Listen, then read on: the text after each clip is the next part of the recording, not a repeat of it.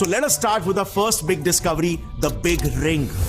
देखो, रात में नॉर्थ की दिशा की ओर अगर आप यहां पर बूटस कॉन्स्टिलेशन और उर्सा मेजर कॉन्स्टिलेशन के बीच में ध्यान से देखोगे तो आपको एक ऐसा बड़ा सा रिंग जैसा स्ट्रक्चर दिखाई देगा। इसी का नाम है द बिग रिंग। ये इतना विशाल है कि एस्टिमेट्स बताते हैं कि इसकी चौड़ाई नापने के लिए हमें करीब 13,000 मिल्की वे गैलेक्सीज को एक लाइन में अरेंज करना पड़ेगा। और एग्जैक्टली क्योंकि हम तो इंस्टाग्राम में बिजी थे, सो इसीलिए आज का ये वीडियो उन्हीं ग्रेटेस्ट साइंटिफिक अचीवमेंट्स के नाम है जो इंसानी सभ्यता को नेक्स्ट लेवल पर लेकर जा रहे हैं। So let us start with the first big discovery, the big ring.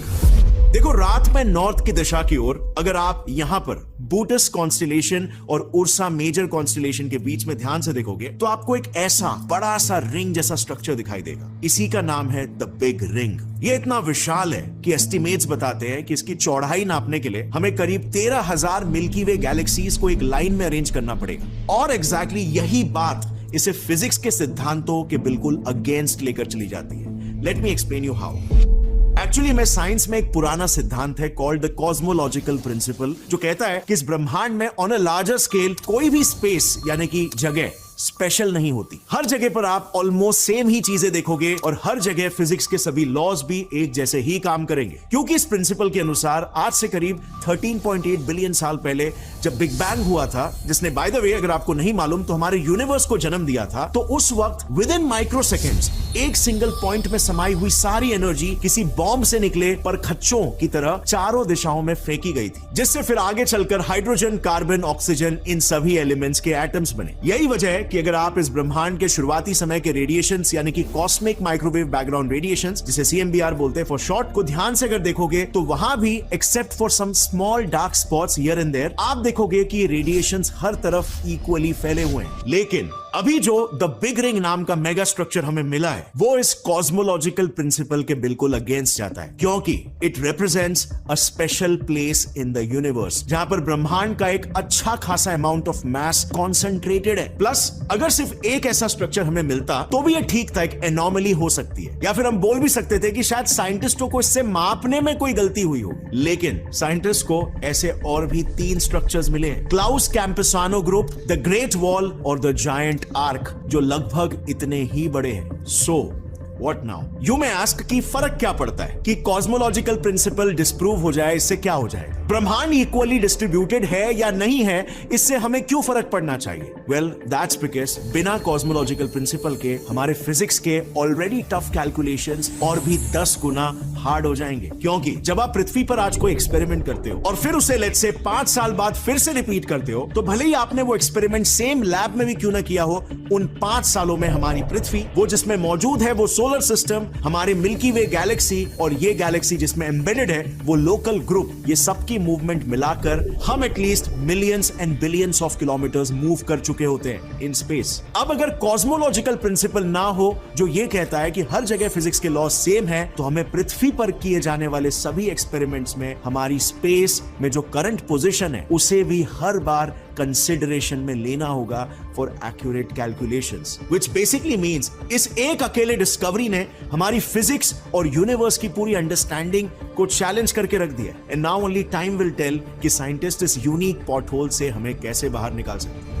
अब बढ़ते हैं दूसरे बड़े साइंटिफिक अचीवमेंट की तरफ, जो है नैनोबॉट्स। एक इंसानी शरीर काफी कॉम्प्लेक्स होता है। डॉक्टर्स कितने भी एक्सपीरियंस क्यों ना हो, कई ऐसी सर्जरीज होती है जिसमें कॉम्प्लिकेशंस को अवॉइड करना एक्सट्रीमली मुश्किल होता है। जैसे फॉर एग्जांपल यहाँ पर हमारे कान के बिल्कुल बगल में ही एक पैरोटिड ग्लैंड होता है। ये ग्लैंड ना अगर ट्यूमरस हो जाए और उसे निकालने की नौबत आ जाए तो ऐसी सर्जरी परफॉर्म करना एक्सपीरियंस सर्जन के लिए भी एक्सट्रीमली ट्रिकी हो जाता है। अगर गलती से भी ट्यूमर कट करते वक्त ये फेशियल नर्व कट हो गई तो पेशेंट का आधा फेस ही पैरालाइज हो जाएगा। Then similar dangers thyroid operation के दौरान भी होते हैं। गलती से भी अगर रिकरेंट लैरिंजियल नर्व कट हो गई जो हमारे वोकल कॉर्ड्स को कंट्रोल करती है, तो पेशेंट हमेशा हमेशा के लिए गूंगा हो जाएगा। अब यार, इंसान तो इंसान ही ठहरे, गलती किसी से भी हो सकती है और इसीलिए पिछले कई सालों से हमारे मेडिकल प्रोफेशनल्स को डेस्परेटली ऐसी टेक्नोलॉजी की जरूरत थी जो कि लीस्ट इन्वेजिव हो, यानी कि कम से कम चीर फाड़ करने की जरूरत पड़े, जिससे पेशेंट्स बीमारी से ज्यादा ट्रीटमेंट से ही डरने या उसे रिग्रेट करने पर मजबूर ना हो। और इसीलिए रिसेंटली साइंटिस्टों ने ऐसे नैनोबॉट्स बनाए जिन्हें बस अगर किसी ड्रग की तरह आपके शरीर में इंजेक्ट कर दिया जाए तो वो बिल्कुल टारगेटेड तरीके से पैरोटिड, थायराइड या कहीं के भी ट्यूमर्स हो उन्हें बिना किसी कॉम्प्लेक्स सर्जरी के खत्म कर सकते हैं। जैसे फॉर एग्जांपल ये जो स्पर्म नैनोबॉट फ्यूजन हमने शुरू में देखा, इसको रिसेंटली साइंटिस्टों ने और अपग्रेड करके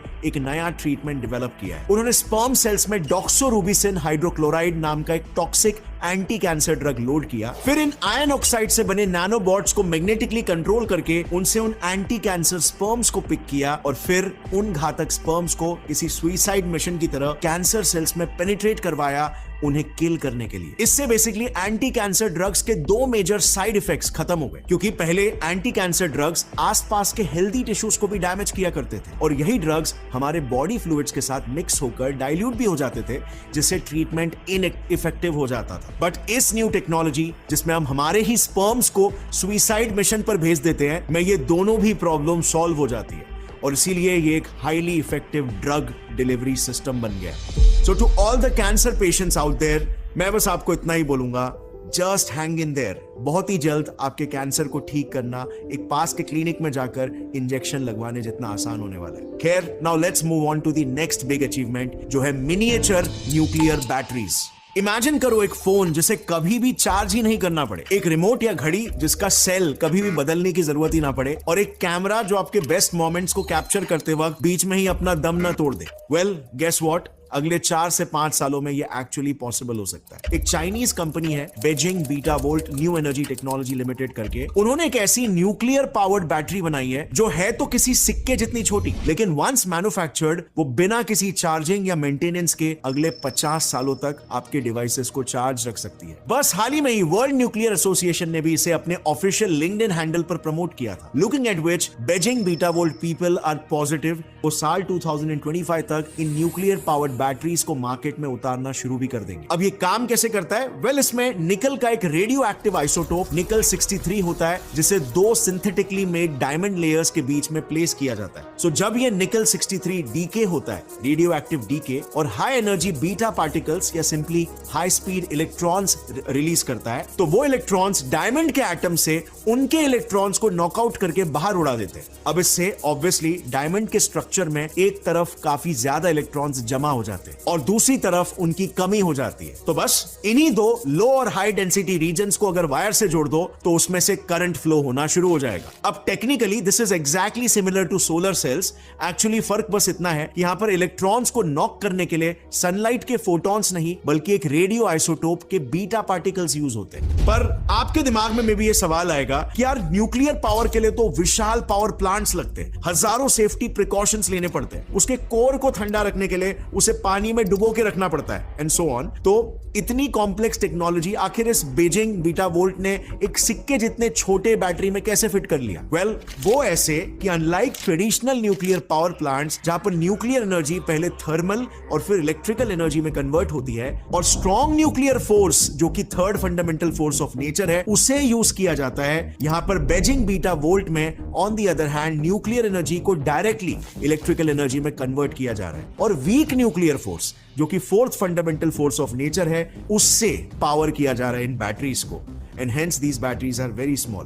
पर एनीवे, रेडियो एक्टिविटी तो इन्वॉल्व है, तो सेफ्टी का क्या? रेडियो एक्टिव सुनते सबसे पहले आपके दिमाग में तो कैंसर ही आया होगा। सो वेल, इस बैटरी में क्योंकि निकल 63 का रेडियो एक्टिव कोर इस्तेमाल हुआ है, वो जैसे हमने जाना वीक न्यूक्लियर फोर्स से पावर्ड है, यानी कि लो पेनिट्रेटिंग पावर वाले बीटा पार्टिकल्स एमिट करते हैं। अब ये ट्रेडिशनल न्यूक्लियर प्लांट्स में इस्तेमाल होने वाले यूरेनियम 235 कोर जितना खतरनाक स्ट्रॉन्ग न्यूक्लियर फोर्स नहीं पैदा करते, यानी कि डायमंड जैसे दुनिया के one of the hardest substances को पेनिट्रेट करने के बाद देयर इज नो चांस कि ये beta particles beta volt battery की प्रोटेक्टिव केसिंग को भी भेद पाएंगे। सो ऑल इन ऑल, ये नेक्स्ट जनरेशन बैटरीज काफी ज्यादा ही सेफ होंगे। बट फिर भी एक्स्ट्रा प्रिकॉशंस के तौर पे बीटा वोल्ट कंपनी अपने इन बैटरीज को पहले सिर्फ मेडिकल डिवाइसेस और स्पेस टेक के लिए सप्लाई करने वाली है और फिर थरली टेस्ट होने के बाद ही हम इन बैटरीज को कॉमन कंज्यूमर प्रोडक्ट्स में देख पाएंगे। Now let's move on to our fourth and the most important achievement, जो है एक क्लोनिंग ब्रेक थ्रू।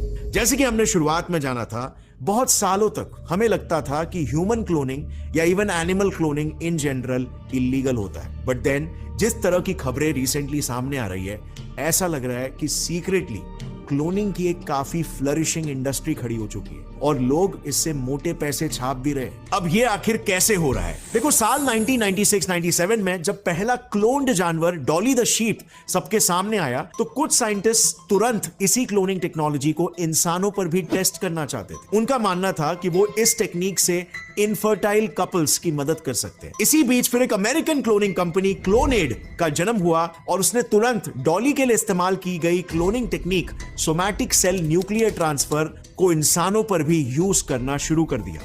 बेसिकली इस टेक्निक में वो लोग पेरेंट्स से उनके कुछ टिश्यू सैंपल्स ले लेते थे और फिर उसमें से एक टिश्यू के सेल्स में से न्यूक्लियस निकालकर उसकी जगह पर दूसरे टिश्यू के न्यूक्लियस को इंजेक्ट कर देते थे और उसके बाद उन सैकड़ों सैंपल्स में से जो भी सेल मल्टीप्लाई करने लग जाते, उसे एक एम्ब्रियो के स्टेज तक ग्रो करने के बाद एक सरोगेट मदर के यूटेरस में इंप्लांट कर दिया जाता था। इस प्रोसीजर के अंत में फाइनली जो बच्चा पैदा होता था वो हूबहू अपने उस पेरेंट का क्लोन होता था, उसका कार्बन कॉपी जैसा दिखता था, जिसका उसे न्यूक्लियस मिला था। सिंपली पुट, वो एक तरह से अपने पेरेंट का एक हूबहू जुड़वा होता, जस्ट एक अलग टाइमलाइन से। अब इसी टेक्नोलॉजी को यूज करके क्लोनेड की सीईओ ब्रिगेट बॉयसेलियर का यह दावा है कि उन्होंने एटलीस्ट 20 ह्यूमन क्लोन्स ऑलरेडी बना लिए और उनमें से पहली बेबी ईव दिसंबर 26, 2002 को पैदा भी हो चुकी है। विच मीन्स आज ईव एक 22 साल की आम कॉलेज गोइंग लड़की बनकर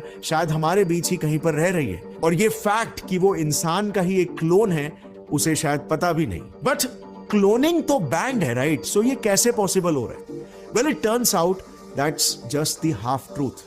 फर्स्टली, ह्यूमन क्लोनिंग सिर्फ 46 कंट्रीज में ही बैंड है out of total 195 countries that we have now. और इसीलिए क्लोनेड ने भी ईव और बाकी के क्लोन बेबीज को अपने होम कंट्री यूएसए के बाहर डेवलप किया। दूसरी बात, जिन 46 देशों ने इसे बैन किया है उसमें से भी ऑलमोस्ट सभी देशों में सिर्फ ह्यूमन क्लोनिंग बैंड है, एनिमल क्लोनिंग नहीं।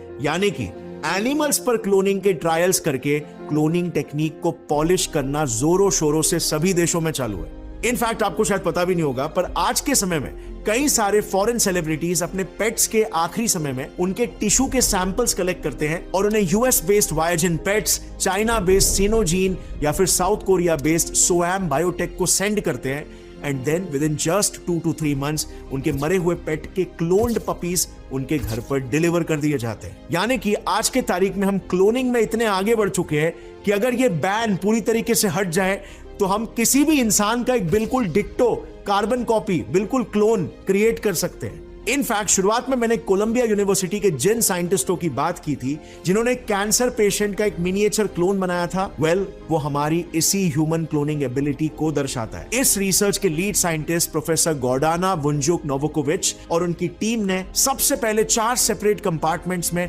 पेशेंट के हार्ट, बोन, लिवर और स्किन के टिश्यूज को ग्रो किए। फिर उन्हें आर्टिफिशियल ब्लड वेसल्स के जरिए कनेक्ट करके उनमें पेशेंट का ब्लड भी सर्कुलेट करवाया और फिर उस पे anti cancer drug doxorubicin test करके रियल लाइफ ह्यूमन ट्रायल्स के साथ कंपेयर किया। रिजल्ट्स में आया कि वो मिनिएचर ऑर्गन सिस्टम बिल्कुल वैसे ही रिएक्ट कर रहा है जैसा डॉक्सोरूबिसिन के क्लिनिकल ट्रायल्स में एक असली इंसानी शरीर करता है। यानी कि अगर एथिकल कंसर्न्स ना हो तो we are this close to becoming God.